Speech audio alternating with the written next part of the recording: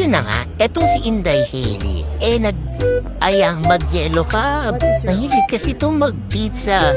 Sa malaking pizza, kaya niyan ubusin. Mag-isa, Diyos ko Lord. Tignan mo yung mukha, laki-laki na. Yan, hindi naman halatang gutom. Yan, napag-desisyon na namin na sa bahay na lang kami kumain.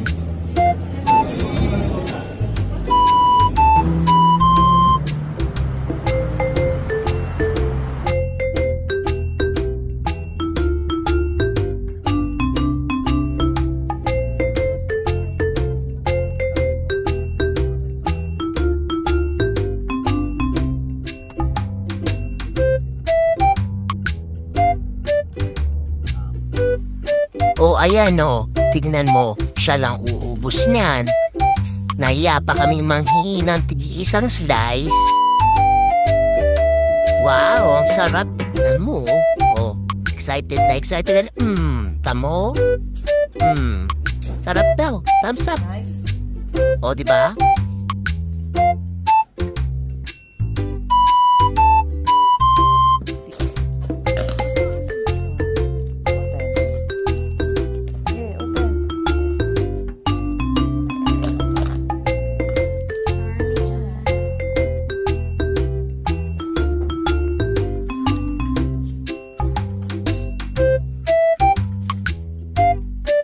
Ako nagutom ang mga aso. Nainggit.